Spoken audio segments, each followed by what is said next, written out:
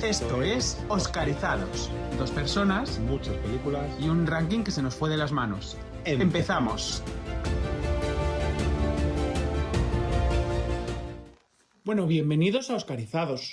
Muy buenas, una semana más. Aquí estamos para hablar de cine. Esta semana vamos a hablar sobre las mejores películas del siglo XXI, las que están más arriba en nuestra lista. Y es una lista bastante variadita.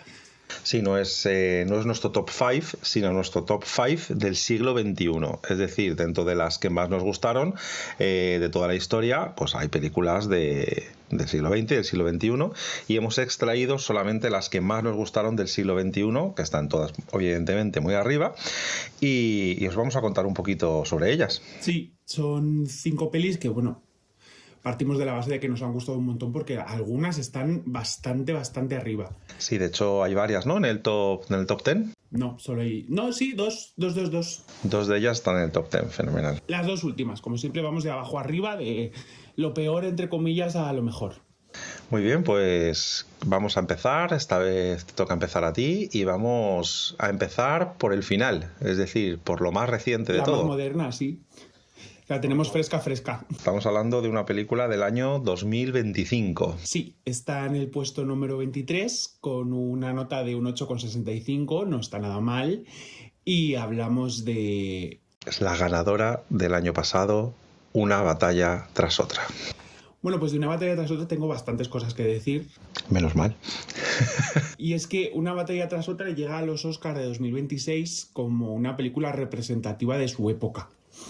Es nerviosa, es política, acelerada y con la sensación, no sé cómo lo ves tú, de que todos los personajes están a 2 malas decisiones de provocar una catástrofe nacional. Sí, además creo que es una de esas películas en las que nadie te termina de caer bien. No, y eso es una de las cosas que yo tengo más claro.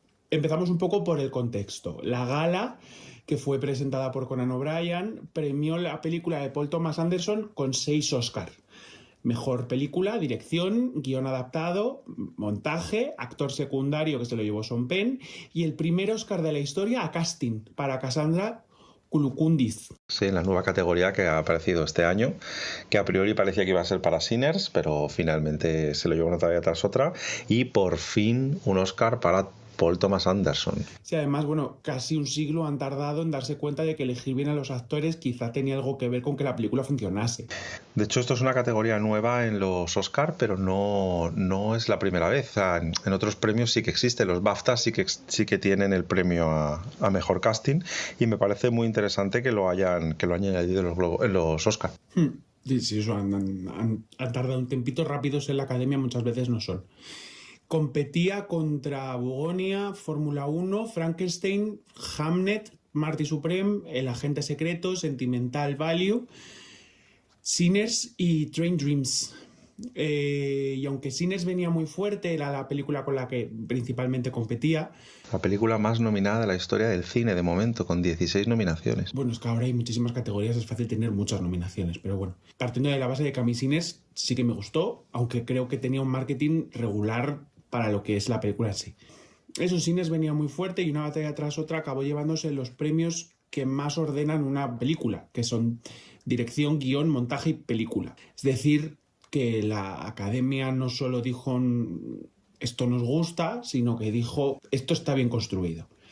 Y ahí está precisamente lo más interesante. Parece una película caótica, pero no lo es. Tiene una apariencia de estampida, de guión escrito con muchísima cafeína, mucha paranoia y alguien gritando más rápido todo el rato desde la otra habitación, pero no hay una imagen que no tenga sentido, y es que cada escena retrata a todo el mundo, sus intenciones, sus miedos, sus capacidades, y todo esto es bastante complicado de hacer, pero indica que todo el guión está hilado de una manera muy fina. Sí, para mí tiene momentos muy potentes, pero creo que también intenta dar esa sensación de querer ser más trascendente de lo que realmente la película necesita. Creo que al final se ve una película que rehuye de la limpieza visual, lo que hablas del caos. Se ve una película que, si no fuera porque quien la graba sabe lo que hace en cada momento, se vería sucia, ¿no? Se vería incluso caótica con esos cambios de cámara, con esos giros, con esa cámara que parece que está desequilibrada, que parece que no está grabando bien. A ver, sucia se ve, de hecho es de las cosas que más se notan. Hay momentos en los que todo es tan caótico que es una imagen que incluso marea un poco. Sí, tiene encuadres como un poco incómodos, ¿no? Y parece que el montaje lo que busca más es esa sensación física, ¿no? En el espectador que una claridad narrativa, a lo mejor. Claro, eso tienes que ser, como digo, muy bueno para que transmitas eso sin que parezca cutre. Bueno, aquí además me quiero parar un poquito a hablar de las interpretaciones. Bueno, esto hay que hablarlo bien. Creo que Leonardo DiCaprio está en ese registro suyo de ansiedad volcánica y nada contenido, rozando la histeria, como si el personaje llevase años viviendo dentro de una alarma de un coche. Y normalmente eso puede cansar, pero es verdad que aquí encaja porque la película entera vive dentro de ese colapso. DiCaprio no tiene por qué calmar esa película, tiene que sudarla todo el rato. Sí, yo lo encuentro quizás ligeramente excesivo. A ver, esa es mi imagen general con casi todo lo que ha hecho Leonardo DiCaprio los últimos 10-15 años. Que es que está muy cómodo dentro de esa actuación física excesiva y es un poco su registro basal. Sí, o sea, está muy bien y creo que le pega, como dices, ¿no? Le pega bastante. Pero quizá para mí en algún momento puede incluso rozar lo caricaturesco en algún momento. Pero a ver, es que eso es un poco también en cada personaje que aparece en esta película, que son muy caricaturas, todos, absolutamente todos. Quitando la niña a lo mejor, todos. Bueno, ¿de quién más me vas a hablar? Teyana Taylor, que eso ya es de otro mundo, solo la puedo describir con una palabra, y es hipnótica. Sí, además es verdad que no sale durante mucho, sale un ratito, ¿no? En la película, unos 20 minutos, saldrá 20-25 minutos al principio, que la película es ella, básicamente, sí. Y no puedes quitar los ojos de ella, aparte de que es una mujer espectacular físicamente, se come la pantalla, es impresionante. Sí, roba escenas con una facilidad insultante. Es de esas presencias que entran en una película y de pronto parece que el resto del reparto tiene que recolocarse a su alrededor. Y además tiene imágenes muy potentes, esa imagen de ella embarazadísima con una metralleta con la tripa al aire, es que es un cómic. Sí, es una pena que no la podamos disfrutar durante todo el metraje porque es una interpretación que bien le valió su nominación a actriz secundaria y me parece que está formidable.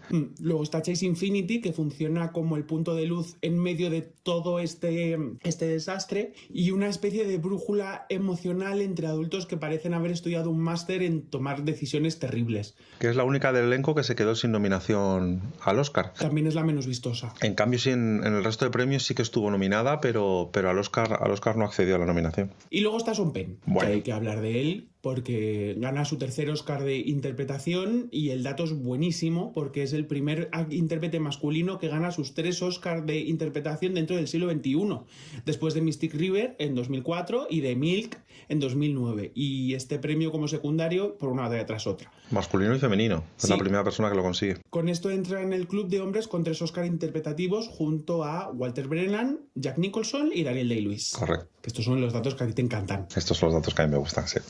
Y además es muy Sean Penn todo, porque ganó y no fue a recogerlo. Que Kieran Culkin bromeó diciendo que no podía estar allí o que no quería, que es una frase que parece escrita específicamente para este personaje, porque Penn interpreta a un militar repugnante con una precisión desagradabilísima.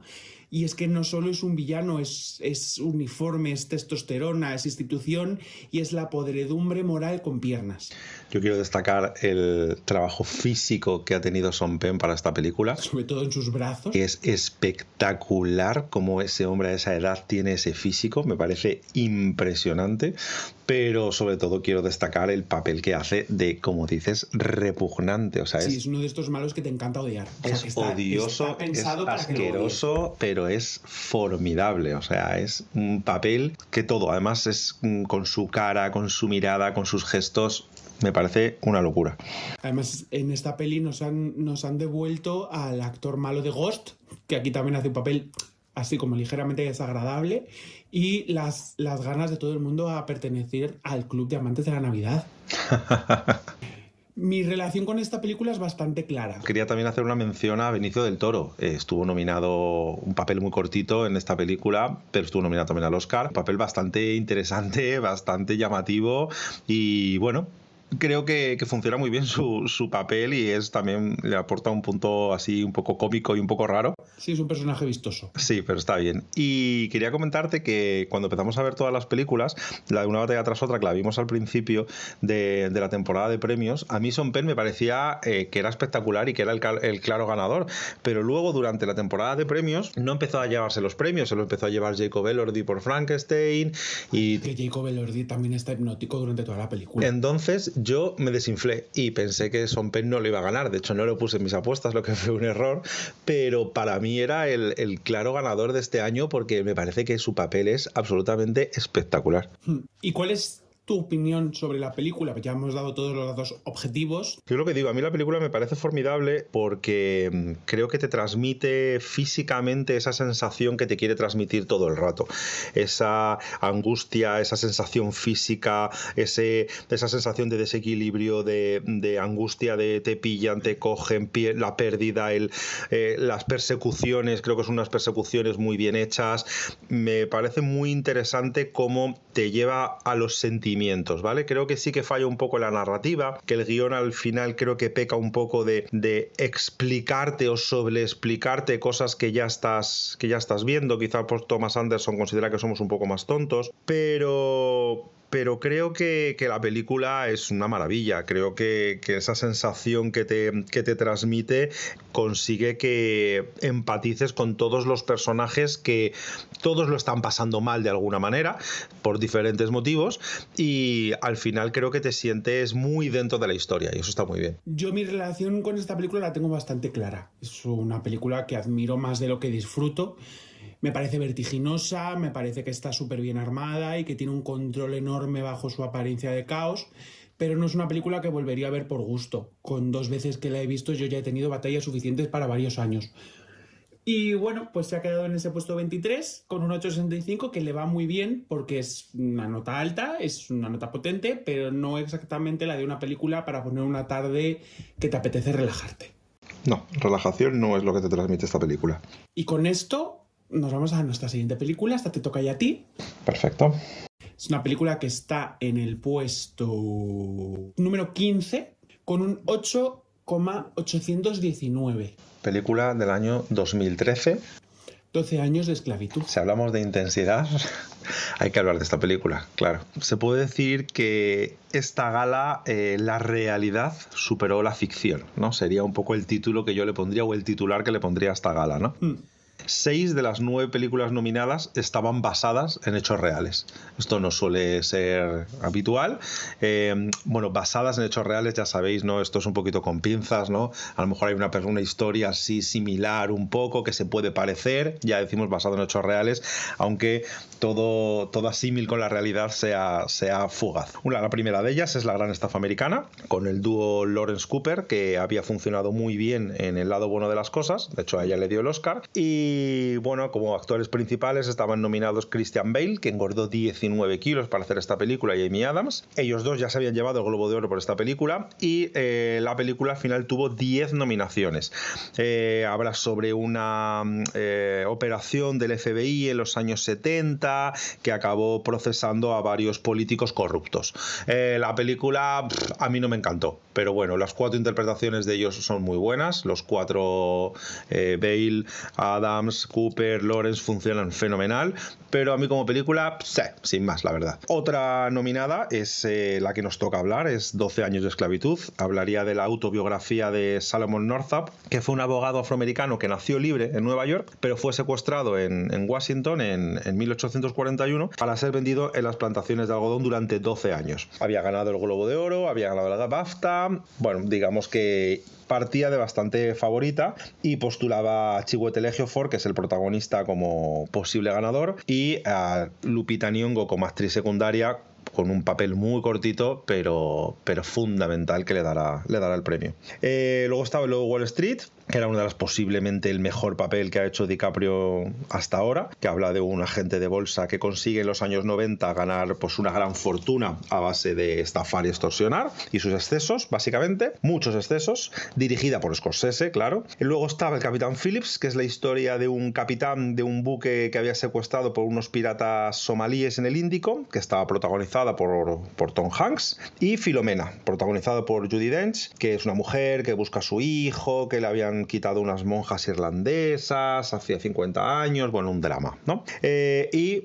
Otra de la que tenemos que hablar mucho es Dallas Buyer Club, que le da el Oscar a Matthew McConaughey, que había perdido 22 kilos para hacer este papel y gana el Oscar por dar la vida a un aficionado del rodeo mujeriego diagnosticado de SIDA, que buscó tratamientos alternativos para contrabando en Estados Unidos y bueno, hace un papel impresionante junto con Jared Leto, que hace de un transexual también enfermo, y también le valió el Oscar a actor de reparto. Esto es un poco la presentación de las películas de ese año, pero bueno, hay una película que destaca un poco por encima de todas, que parece la gran favorita, que no está basada en ningún hecho real, que está dirigida por Cuarón, que le valió su primer Oscar a Cuarón, que es Gravity. Gravity es una maravilla espacial cargada de emociones, protagonizado por Sandra Bullock y George Clooney, quizá el mejor papel de la historia de Sandra Bullock, aunque no fue premiado, con una banda sonora espectacular de Steven Prince, que le quita a John Williams su Oscar su nominación número 49. Joder. Y luego otra película que sé que a ti te gusta mucho, que estaba también nominada, es Her. Ay, a mi Her me gusta un montón. De un hombre que se enamora de una inteligencia artificial, que quizás ahora tenga más sentido esa película que a lo mejor lo que tuvo en su momento. Sí. Hace 12 años o 13, pero bueno, muy interesante de ver. No estamos todavía en ese punto, no son tan naturales y sobre todo no tienen la voz de Scarlett Johansson. Es una gala que le presentó Ellen DeGeneres y bueno, es una gala muy famosa. Estábamos viniendo de galas muy pesadas, esta fue bastante entretenida, quizá de las más divertidas del siglo XXI, quitando por supuesto la del 2008 de Hugh Jackman. Ahí esta es la del selfie. Hubo pizzas, sí. Hubo un selfie y se reunieron muchas estrellas haciéndose ese selfie mientras comían pizzas. Fue una gala bastante entretenida. Cuarón es el primer director hispanoamericano en ganar un Oscar. Esto es interesante porque esto se considera un hito, pero esto abre la veda al trío mexicano, que son Guillermo del Toro, Cuarón y Iñárritu, que desde entonces, entre los tres, suman 12 Oscars. Sí, son de los que están nominados cualquiera de los tres prácticamente todos los años. Cuarón tiene 4, Iñárritu tiene 4 más uno especial y Guillermo del Toro tiene 3. ¿Uno especial? Sí, un premio a logro especial. Las categorías que se dan fuera de la academia a logros técnicos, avances, tal, uno de ellos lo tiene Iñárritu. Bueno, ¿por qué gana esta película? Bueno, pues es una de las películas posiblemente más duras del siglo XXI. Está dirigida por Steve McQueen, producida por Brad Pitt, que ganó un Oscar como productor. Las interpretaciones que más llaman la atención, quitando por supuesto la de Chiwetel Ejiofor, seguía la de Michael Fassbender, que es el villano, es desagradable. Estupendo. Un personaje consumido por el poder. Es un malo muy bien construido, no resulta nada caricaturesco y creo que funciona muy, muy, muy bien. Luego quiero hablar de Lupita, un papel breve, es su primer papel. Sí, Lupita yo creo que sale como 6 meses en los 12 años, más o menos, sí. Está 6 meses. Es un papel muy breve, es sufrimiento extremo, es desgarrador y creo que bueno, es un Oscar muy merecido, muy interesante de ver. Y las interpretaciones, para mí, lo que quiero destacar en general es que, aparte de que son extraordinarias y el sufrimiento es palpable y muchas veces es físico, creo que las miradas de desesperación, los silencios, el intentar mantener la dignidad y el luchar por sobrevivir, creo que está tan reflejado que es magnético y desde luego se siente como muy visceral. Es muy tangible, ¿verdad? Sí, ese sentimiento. Es una película que más que verla se siente. Sí, la música que acompaña es Hans Zimmer, eso siempre es bien. Siempre es bien. Y bueno, creo que busca transmitir la monotonía, ¿no?, del esclavo, ¿no? Que está sometido a esa vida interminable, repetitiva, a esa duración del sufrimiento que al final la hace tediosa y rutinaria. Y creo que eso, o sea, lo transmite muy bien Steve McQueen, pero quizás hace que el tono baje un poco del ritmo, ¿no? No parece pesada porque no se hace pesada, pero... Te voy a decir, digo yo, para mí, lo que yo recuerdo, porque la vimos hace un par de años, el ritmo no era malo sin llegar a ser soberbio. Claro, pero creo que lo que busca es la parte más emocional que la parte, o sea, que una evolución dramática de la historia, ¿no? Uh-huh. Entonces, al final sí que, sin parecer desde luego para nada repetitiva, sí que busca ese ritmo en el que tienes que entrar para entender el tedio, ¿no?, de la vida de estos personajes diariamente repitiendo esos trabajos de esclavos, ¿no? Y podría dar sensación de ser quizás en algún momento como que no avanza, ¿no?, tanto la historia, pero creo que para mí es una decisión deliberada del director y me parece interesante. Tiene muchísima importancia histórica, de una calidad artística brutal, aparte, ya te digo, del guión y las interpretaciones, y creo que al final es lo más destacable del año, porque toda la parte técnica acaba siendo para Gravity, pero todo lo demás, los premios gordos vienen para esta película, porque aunque era su competencia directa, creo que es la manera más justa de repartirse los premios. Sí, además creo que esta película tiene algo curioso, que es que sabes quiénes son los buenos y quiénes son los malos. De hecho, Michael Fassbender es de esta gente que te dan ganas de que la justicia divina baje en mitad de cualquier escena y se tome el trabajo en serio, pero no te deja con una sensación de justicia completa, y en realidad está bien que sea así. Hay un cierto pago kármico, es verdad, pero sabe más bien a poco. Y dado la época que está representada en esta película, tampoco puedes pedirle un cierre súper reparador sin traicionar la historia. Y eso es lo más importante, que no hay un final que compense esos 12 años robados. No hay un abrazo final que limpie todo lo que ha pasado anteriormente. Creo que eso es de las cosas más interesantes, que es una de estas películas que acaban bien, pero no tan bien como te gustaría. Pero eso es lo que dices, no hay manera de reparar el daño. Entonces, al final es de esas que, aunque el final sea bueno, el sabor general es agridulce. Sí, pero sabes que los esclavos van a seguir siendo esclavos, que este hombre acaba saliendo porque ya era libre de antes y era un abogado reputado y era tal, pero que en toda esa parte del país donde la esclavitud sigue siendo legal, va a seguir habiendo mucha gente que lo va a seguir pasando muy mal. Y con esto y un bizcocho, pues acabamos la película. Pasamos a la siguiente. Pues nos vamos a Oppenheimer. Oppenheimer, también muy reciente. Muy reciente. Esta vez nos vamos a la película ganadora del Oscar en el año 2024. Sí, es una película que está en el puesto número 13, roza nuestro top 10 y tiene una nota de un 8,833. Bueno, pues Oppenheimer gana en 2024, que es una gala que presentó Jimmy Kimmel, dentro de una temporada en la que Hollywood descubrió algo que parecía ciencia ficción,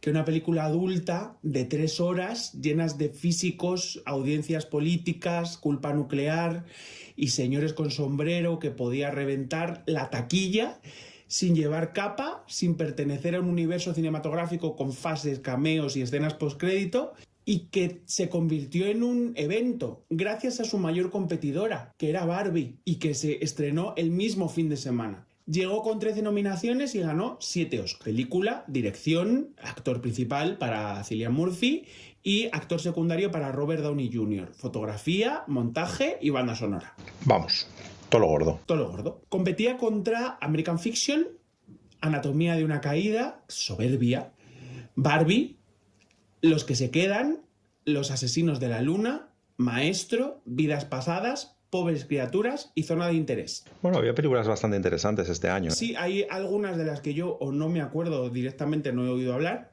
como Los asesinos de la luna y Los que se quedan. Las demás creo que las hemos visto. No, American Fiction tampoco la hemos visto. Es un año interesante porque La zona del interés, la de Pobres criaturas, Anatomía de una caída, son todos peliculones. Sí, además son películas bastante interesantes de ver y con unos guiones bastante currados. Y bueno, era una categoría fortísima, pero la temporada venía marcada por el fenómeno Barbenheimer, como decía antes. Por un lado, la muñeca existencialista vestida de rosa, y por otro, el padre de la bomba atómica mirando al abismo desde una pantalla IMAX. La broma parecía imposible, pero la verdad es que funcionó, y en los Oscar el juguete rosa puso la fiesta y Nolan se quedó con la corona. Sí, porque además Barbie al final solo se llevó mejor canción. Sí, y eso que parecía bastante posible que se llevara diseño también. Sí, solo canción, y de hecho una de esas cosas que me parecen injustas es que Margot Robbie no estuvo nominada a Mejor Actriz Principal y creo que sí que lo merecía.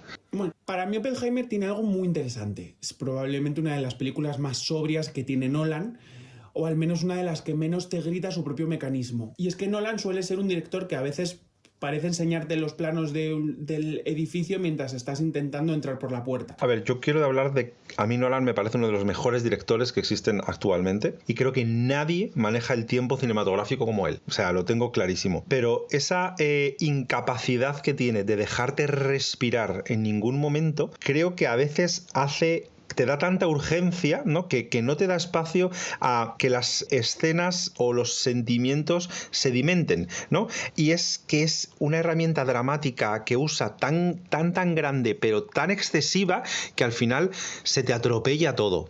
Funciona muy bien porque la película puede durar 3 horas y en ningún momento se te hace pesada ni aburrida. Sí. Pero hay veces que es que no te da tiempo a, entre escena y escena, pensar en lo que ha ocurrido. Sí, además aquí sigue estando su obsesión por el tiempo, la estructura, los puntos de vista y el montaje como máquina a presión, pero todo está más ligado al personaje y a las consecuencias. Creo que estamos además ante su película más pausada. El uso del color y el blanco y negro me parece tremendamente inteligente. En un primer momento puede parecer que separa la realidad con lo ficcionado, pero es más preciso verlo como una separación entre los dos puntos de vista. El color está más vinculado a la experiencia subjetiva de Oppenheimer, mientras que el blanco y negro se asocia al eje de Louis Strauss y a una apariencia de objetividad más institucional. ¿Pero no te da la sensación de que está obsesionado en que entendamos en todo momento a Oppenheimer? Creo que intenta hacerte ver que él siempre iba un segundo por delante de todo lo que iba a pasar, y no te digo que lo justifique, porque incluso el propio Oppenheimer se culpa, ¿no?, de todo, pero da la sensación de que está tan obsesionado en que entiendas todo lo que le pasa por la cabeza en cada momento y que sepas todos sus sentimientos y pensamientos, que creo que llega un momento a que se hace un poco obsesivo, ¿no?, esa cosa con él. Sí, claro, pero a ver, creo que no estamos ante una película que intente ser aséptica, estamos ante una película que intenta mostrar dos puntos de vista, y si algo es tremendamente humano es intentar justificar lo que uno hace, y para eso tienes que entender por qué lo hace, y creo que eso es lo que intenta mostrar. Pues lo hace con los dos, porque creo que el personaje de Robert Downey Jr., esa humillación acumulada, ese resentimiento que tiene y esa contención casi teatral, que es muy rara verle en él, porque es de personajes súper histriónicos y súper exagerados este actor, verle cómo se esfuerza por contener todo ese odio acumulado que tiene, me parece muy a destacar esa interpretación. Pese a su duración, es verdad que a mí no se me hace larga, no es especialmente ágil, pero que creo que tampoco le hace falta.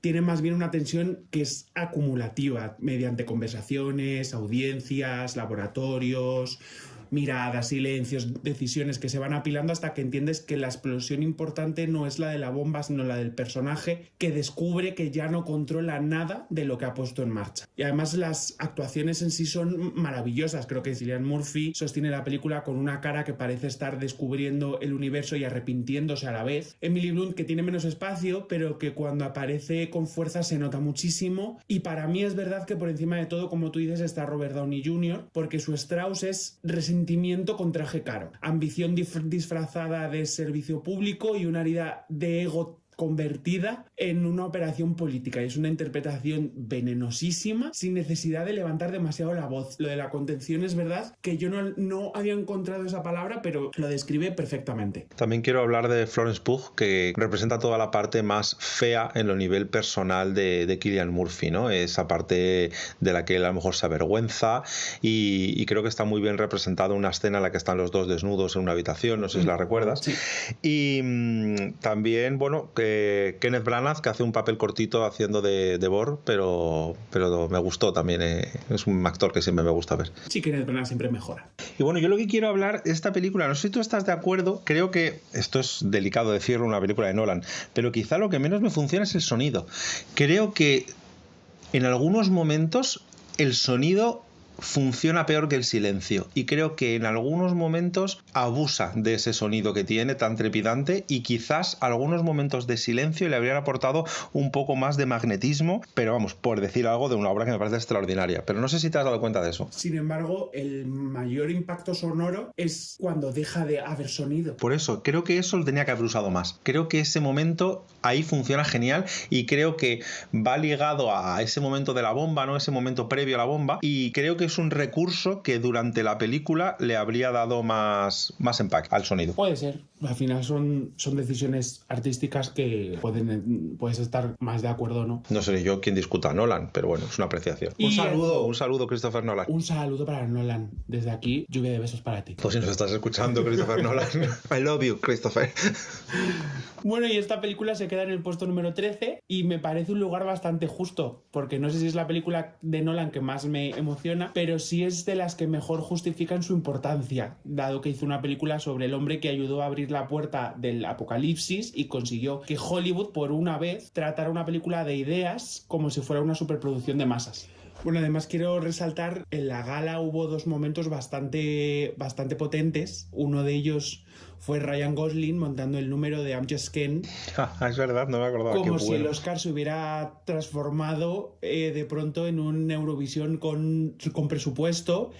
Y John Cena presentando aparentemente desnudo en un gag sobre el famoso sticker de los Oscar, presentando vestuario. Y también hubo un momento con un contexto político fuerte y fue que ganó documental 20 días en Mariupol y la gala quedó bastante atravesada por referencias a las guerras más actuales. En ese momento, Ucrania y Gaza, que ahí siguen. Y esto encaja bastante bien con la película porque no es una película sobre el pasado más cerrado, sino sobre cómo la tecnología, la política y el poder militar siguen muy presentes a día de hoy.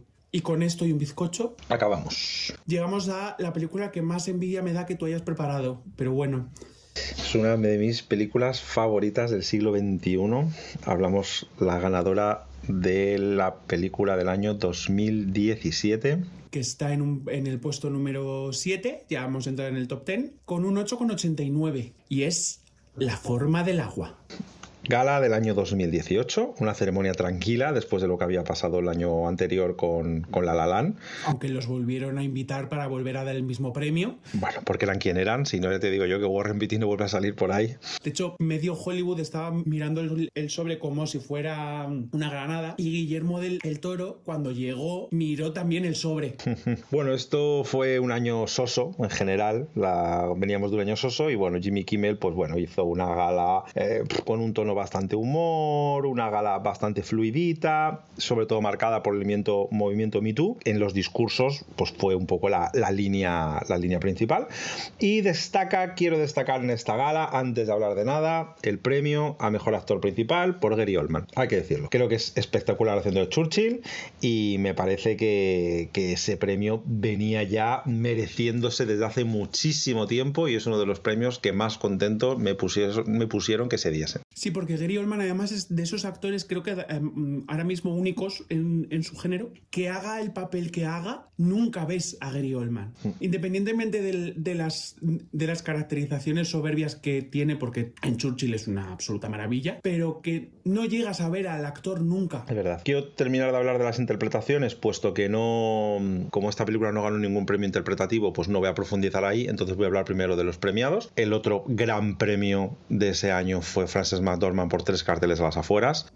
Aunque a mi padre le encanta esta señora, yo no comulgo con ella, pero me parece que el papel que hace en esta película es impresionante y uno de los mejores papeles que yo he visto en este siglo. Todo el mundo está bien. Sam Rockwell, que es asqueroso y ganó el Oscar actor secundario, pero está impresionante. Bueno, Sam Rockwell no es asqueroso, ¿vale? El personaje, un saludo a Sam Rockwell. Su personaje es asqueroso, pero él está formidable y me parece un peliculón que creo que era la única este año digna competidora de ganar a la mejor película, porque me parece formidable. Hay pelis importantes ahí, ¿eh? Sí. Bueno, y quiero hablar de el inquietante papel que le valió un Oscar a este actor, no este papel, él lo ganó posteriormente, pero creo que estaba impresionante y estuvo nominado, fue el Daniel Kaluuya por Déjame salir. Me parece una locura el papel que tuvo. Bueno, y vamos a centrarnos en lo que estamos aquí, que es La forma del agua. Creo que es una fábula romántica que combina el cine de autor con los cuentos de hadas. Seguimos con los mexicanos, que como hemos dicho ya estaban a tope desde el año 2013, y este es el año de Guillermo del Toro. Habla de una mujer que se enamora de una criatura anfibia durante la Guerra Fría.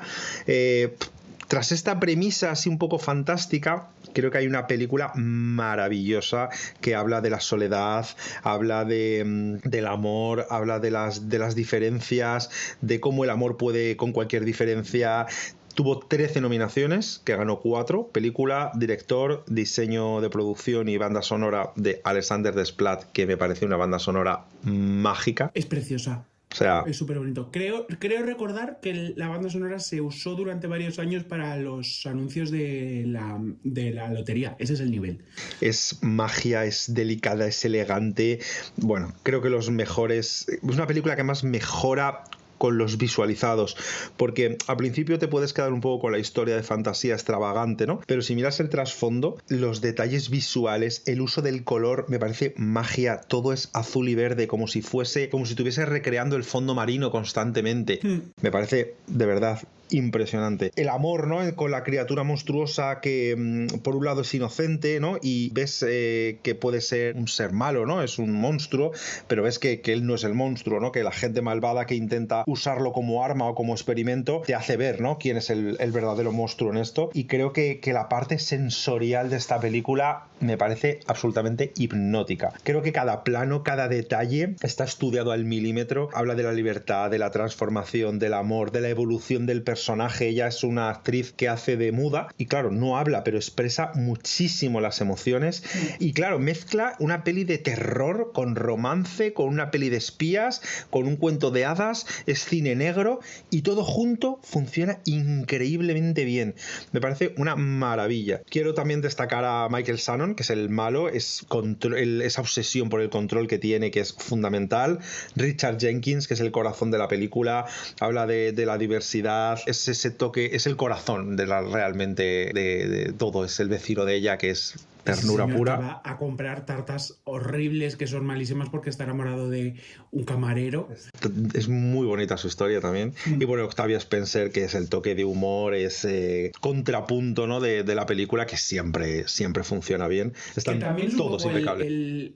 El verdadero corazón, porque es una señora maravillosa con un... Yo creo que ella es el contrapunto práctico. Richard Jenkins es ese corazón y ella es la practicidad, ¿no? Venga, vamos, que nos pillan, vamos, corre, no sé qué. Me parece formidable cómo funcionan. Bueno, creo que visualmente es perfecta. O sea, la fotografía, lo que decía de los colores, ese mundo subacuático recreado fuera del agua, los decorados, la iluminación. Creo que no tenía competencia, pero su competencia más directa era Tres carteles a las afueras, como he dicho, y Dunkerque. Tres carteles es desgarradora, las interpretaciones son magistrales, son agresivas, entonces creo que eso dividió un poco el público, ¿no? Porque esta había ganado el Globo de Oro y el SAG y venía con muchísima fuerza. Y luego Dunkerque, que es pues una experiencia bélica de las mejores que se han filmado posiblemente en el cine, con Nolan detrás, por supuesto, que gana 3 Oscar técnicos, pero quizá emocionalmente pierde fuerza, ¿no? Por eso la técnica estuvo un poco dividida, ¿no? Entre la parte más puramente técnica que se lleva a esto y la parte del monstruo que al final es artística, es arte, ¿no? A mí esta película, bueno, creo que se nota por cómo hablo de ella, me maravilló, me pareció magia, o sea, la palabra es magia, me pareció una obra de arte y creo que ese empaque que tiene, tanto visual como de la música, la hacen una película, bueno, que vería varias veces y no me importaría, porque me encantó. Bueno, yo tengo que decir cosas que no me has dejado intervenir. Perdona, es que cuando me emociono con una película... Persona pesada, que no calla. Bueno, hay una cosa que te has dejado en el tintero, o porque no te acuerdas o porque no te has dado cuenta, que es que es una película que mira mucho al Hollywood clásico. Tanto los propios protagonistas que están viendo películas antiguas todo el rato, como Sally Hawkins, que está obsesionada con los números de baile de Gene Kelly, y es un pequeño homenaje a esas pelis antiguas. También tengo que decir que me parece una película preciosísima, en lo que los personajes buenos son adorables sin resultar empalagosos y que el malo es de esos personajes tan sumamente desagradables que da gusto odiar. Y es que Michael Shannon parece interpretar a un hombre que se levanta cada mañana, se mira en un espejo y decide que la empatía es comunismo. Bueno, creo que la banda sonora es absolutamente preciosa y de lo mejor que ha hecho Alexander en este sentido, que es acuática, es melancólica, es elegante, como si estuvieras flotando un poco, y que el diseño de producción, como decías tú, es una maravilla. La criatura, el laboratorio, el piso, los colores, texturas y esa sensación de mundo construido sin que parezca un museo súper decorativo. Que Sally Hawkins para mí es dueña de una frescura monumental, que lo que transmite es una maravilla y que además evita que el silencio sea una limitación, sino que lo convierte en un lenguaje. De hecho, el vecino, creo recordar, que no habla lengua de signos y se comunican perfectamente todo el rato. Sí. Y esto es todo lo que tengo que decir. Bueno, yo quiero destacar que Guillermo del Toro estaba nominado con Paul Thomas Anderson, con Greta Gerwig, con Christopher Nolan. Era un año potente en los directores, un año potente en las interpretaciones. Gary Oldman gana a Daniel Day-Lewis, a Denzel Washington, a un iniciado Timothée Chalamet, que tendremos luego hasta en la sopa. Y Frances McDormand se lo quita a Sally Hawkins, a Margot Robbie, a Meryl Streep y a la amiga tuya esta que no sé cómo se llama, Saoirse Rosa. Según ella se llama Saoirse. Pues Saoirse. Entonces, bueno, fue un año en general bastante potente, tanto en interpretaciones como en directores, la verdad. Incluso los secundarios. Sam Rockwell se lo quita a Willem Dafoe, a Woody Harrelson, a Richard Jenkins y a Christopher Plummer. Fue un año muy potente. ¿Christopher Plummer sigue haciendo cosas? Ahora ya no, porque está muerto, pero en este año sí. Ay, un saludo para Christopher Plummer, allá donde esté. Y bueno, destacar que me gusta a mí contar así cositas, que fue el año de Coco, que ganó mejor canción por Recuérdame y mejor película de animación, una película muy bonita. Muy bonita, muy colorida, además, Coco. Bueno, pues hasta aquí. Pues pasamos a nuestra última peli, la película más alta, está en el puesto número 6, con una nota de un 8,893, nos vamos acercando al 9. Y si a ti te daba rabia la anterior, a mí me da rabia esta, porque puede ser de mis películas favoritas del siglo XXI, sin duda. Es una película de 2004 y es $1 Million Baby. Buah. Esta película es todo lo que está bien en el cine. Todo. Bueno, $1 Million Baby gana en 2005 en una gala presentada por Chris Rock y en una carrera donde parecía que el Oscar tenía nombre propio y era El Aviador, escrito con letras doradas, y lo tenía todo. Scorsese, Leonardo DiCaprio como Howard Hughes, Kate Blanchett como Katharine Hepburn, el Hollywood más clásico, 11 nominaciones, y esa sensación tan de academia de igual lleva siendo hora de premiar a Martin antes de que nos mire mal durante otra década. Que hasta no llegará esto hasta Infiltrados, que ya lo hemos contado. Porque esta noche apareció Clint Eastwood por ahí. Déjame contar, perdona, antes de que te metas con esta película, ya que lo has contado, que Kate Blanchett es la única persona en ganar un Oscar por interpretar a una persona con un Oscar, que es haciendo de Katharine Hepburn. Bueno, $1 Million Baby gana 4 Oscars. Mejor película, dirección para Eastwood, actriz para Hilary Swank y actor secundario para Morgan Freeman. Competía, como he dicho, con el Aviador, con Descubriendo Nunca Jamás, con Ray y Entre Copas. Es decir, un biopic gigantesco, un drama sentimental con un escritor atormentado, otro biopic musical de Ray Charles y la película de hombres de mediana edad bebiendo vino mientras gestionan fatal la existencia. Bueno, pero esta película Entre Copas luego se ha hecho en varios sitios y en varios países han repetido esta película. Una película danesa luego y tiene como diferentes versiones en diferentes países. A ver, es que se puede traer un poquito a la cultura popular local, creo que con bastante facilidad. Bueno, yo me enfrentaba a esta película con una previsión clara, y es que era otra peli de boxeo. En este caso, además, fue la primera película que vi, porque es más moderna que Rocky y fuimos hacia atrás. Porque el género, además, parece venir con un manual de instrucciones. Tiene que haber un gimnasio cutre, un entrenador cascarrabias, un aspirante con hambre, mucho sacrificio, mucho sudor y un saco que ha escuchado más confesiones que un cura de un barrio. Pero Clint Eastwood hace otra cosa, y es que usa el boxeo como puerta de entrada y te deja creer que sabes qué película estás viendo y luego cambia el suelo que tienes bajo los pies. Y eso es tremendamente inteligente. Que para mí, yo creo que lo que destaca de esta dirección es sobriedad. O sea, es casi invisible, creo que es la mayor virtud. Cada vez es una trampa, ¿no? Pero esa puesta en escena de cada plano de ese gimnasio que has dicho cutre, ¿no? La dirección de Clint Eastwood creo que tiene una sensibilidad muy difícil de imitar. No parece estar subrayando cada emoción con un cartel luminoso y los diálogos muchas veces son bastante mundanos, casi conversaciones que podrías escuchar en la vida diaria, y eso le da muchísimo realismo a unos personajes que podrían haber sido simples arquetipos. La chica que quiere salir adelante, el viejo entrenador culpable y un amigo que observa y narra.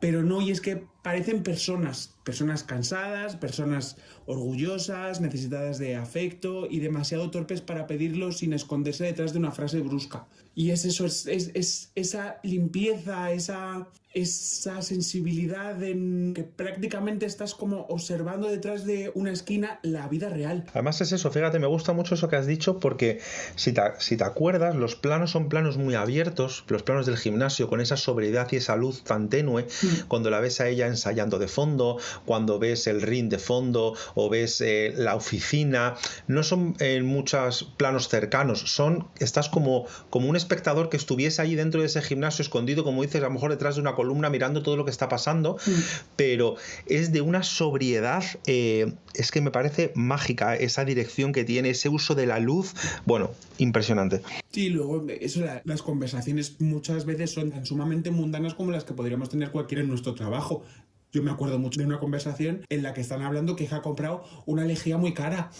Pero es eso, habla porque al final es una contención que funciona como coartada para lo que viene después, ¿no? Que es ese acúmulo de emociones y desgracias que no ves venir. Bueno, creo que Hilary Swank está magnífica porque Maggie no es solo voluntad con guantes. Creo que Maggie tiene hambre, tiene inocencia, tiene terquedad y una necesidad de ser vista que no resulta nada impostada. Y una transformación física espectacular también, sí, la de la actriz. Sí. Mokushla. Morgan Freeman hace eso que Morgan Freeman hace también, que es entrar en una película y convertirla automáticamente en conciencia moral con voz de madera roble. Esa voz en off, ¿verdad? De la película, ¿no? Que le da como humanidad, ¿no? Ay, pues no me acuerdo. Sí, es un poco el narrador de la película, es un poco la voz en off de todo lo que va pasando y me parece que le da una humanidad al asunto, sin caer en lo subrayado, ¿no? Que parece que te está narrando, me parece impresionante. O sea, Morgan Freeman, por supuesto, espectacular, pero yo quiero destacar a Clint Eastwood. Ahí va yo, que Clint Eastwood interpreta a Frankie con una mezcla de culpa, dureza y ternura mal administrada que le sale casi sin mover la cara. Y es que de las películas que sale Clint Eastwood que he visto, que no son muchas, la verdad, creo que es su papel más completo. Sí, porque es el uso de las pausas, de esas frases como inacabadas, ¿no? Y esa economía gestual, ¿no? Que parece que no te quiere transmitir, pero que al final ves esa vacilación, ¿no? Ante el conflicto moral que sufre el personaje. Bueno, me parece que es, para mí, que yo sí he visto unas cuantas más, me parece su mejor interpretación de largo y creo que era muy premiable. Creo que lo más potente es que la película además no te avisa del golpe real. No quiero entrar en grandes spoilers porque tampoco hace falta destriparla como si estuviéramos leyendo una autopsia. Pero sí podemos decir que ya sufre un accidente. Claro, pero el giro dramático llega cuando tú ya has aceptado el contrato emocional de una película de superación, como de viaje del héroe prácticamente. Claro, es eso, porque no es lo que parece ser. Sí. Y eso creo que la hace todavía más impactante. Claro, porque justamente en ese momento en el que todo le va estupendo, llega Clint Eastwood y te dice, espérate, porque esto de ganar no iba. Iba de dignidad, de amor, de dependencia, de culpa, y hasta dónde puede llegar una persona por otra persona cuando ya no queda ningún final limpio. Te lo iba a decir, creo que no va de ganar, sino de perder con dignidad. Sí, para mí es uno de esos Oscars incontestables que puedes discutir ese tramo final, puede incomodar lo que plantea, pero que como película funciona como una precisión emocional tremenda y que te lleva de la mano sin parecer manipuladora.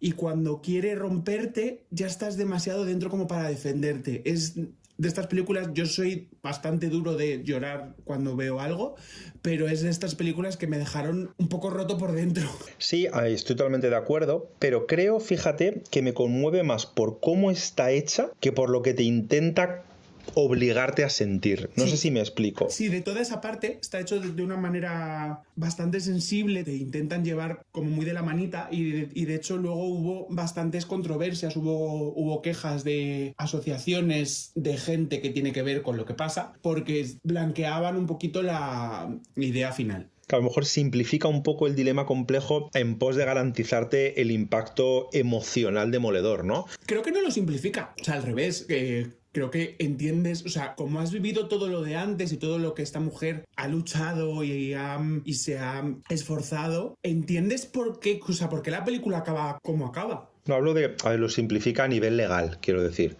O sea, solo vemos toda la parte emocional del asunto, ¿no? Que se ve reducido a eso, haría por una persona lo que tuviese que hacer sin pensar en consecuencias y sin pensar en todo lo que hay más allá, ¿no? De lo que alguien puede desear, ¿no? Sí, puede ser. Creo que es difícil hablar de esta película sin entrar en más detalles, la verdad, pero bueno. Sí, sobre todo llegando a este punto, pero bueno. Bueno, pues con esto hemos terminado. Pues ya estaría. Sí, por hoy hemos terminado de diseccionar estas 5 películas que nos han gustado mucho, que recomendamos encarecidamente. Yo sobre todo las 2 últimas, La forma del agua y $1 Million Baby. Si no las habéis visto, vedlas porque son 2 peliculones. Sí, además cada una completamente diferente a la otra. Y nada, esperemos que esto os den ganas de ver cine, ved películas. Disfrutarlas muchísimo, que es lo más importante. Y nos vemos la semana que viene. Chao. Hasta luego.